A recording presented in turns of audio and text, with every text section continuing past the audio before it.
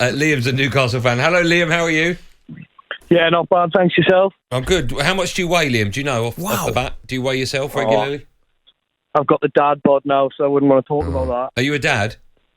Yeah, I am, Okay, yeah. fine, yes. Okay. What, I've got a dad bod, but he's not a dad. Are you a happy dad at the moment, being a Newcastle fan? Yeah, massive happy fan. Benty's not convinced my first game was actually the first game after the takeover. Yeah. It was the Tottenham game. It was my little boy's first game. Mm-hmm. So, yeah, I'm happy. I think Chris Wood's a bit of a strange signing. I think we've kind of bought him hoping that Burnley would struggle without a striker. Mm. I mean, I don't know what you two think about that. But Well, you think that was part of the plan, not just to get a striker in, but to get one from another team that are going to lose theirs, so they've got more chance of going down? Do you not think paying 25 million? Do you not think it's a bit? It's a bit. It was definitely one that I didn't understand. Yeah, but it wasn't like he was banging in the goals for Burnley, though, was it? That's what I mean. Well, he's been a top goal scorer for the last 3 or 4 seasons, hasn't he? Mm. That was one that surprised me. Away. I know it was his release clause, but that was one to me where they needed centre forward because Callum Wilson was going to be out for a bit, so they needed a goal scorer, and they go and sign someone who's not in any great form. So that was surprising to me. From Burnley as well. Mm. Benty said within 5 years it's possible you could get top 4. Do you agree with that? I'd be over the moon if we got top 4 within 5 years, but I'd be happy with top 10. What, in 5 years? Well, maybe Europe then. Pushing it to Europe. Okay. All right, listen, thanks for that, Liam. Let's go to Greg, also a Newcastle fan. Hello, Gregory.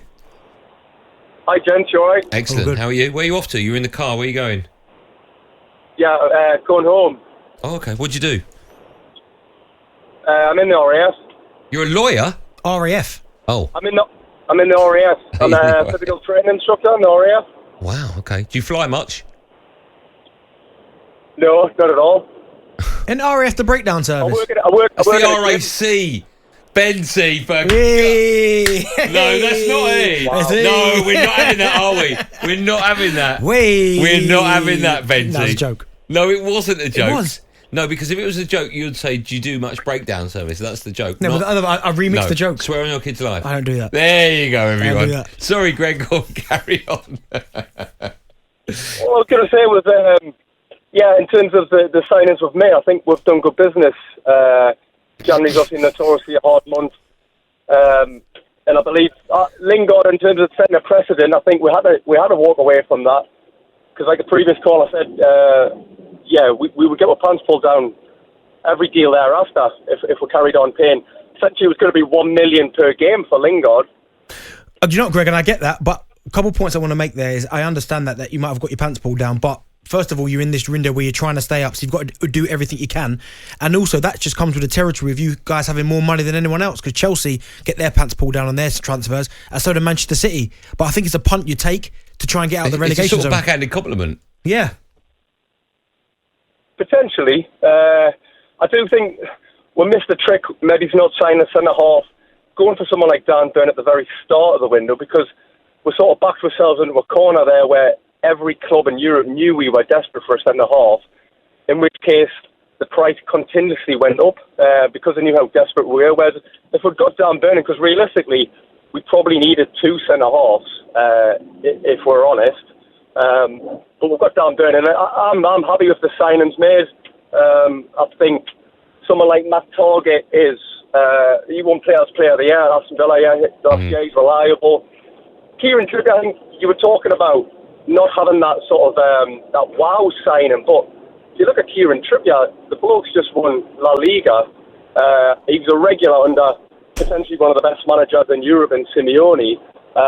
If that's not one, and then Guimaraes as well, if they're not 2 signings that potentially say to other players who are thinking about it in Europe that they've took that leap, and then hopefully I'd like to think, as I say, I don't think we've guaranteed staying up with those signings, but I think we've given ourselves a good chance, and it's all about building, isn't it? So, do you know what, Greg, just quickly as well, look, Kieran Trippier signing, I think it's a fantastic sign. I'm a big fan of his, but does he keep you in a division? Does the right back keep you in a division?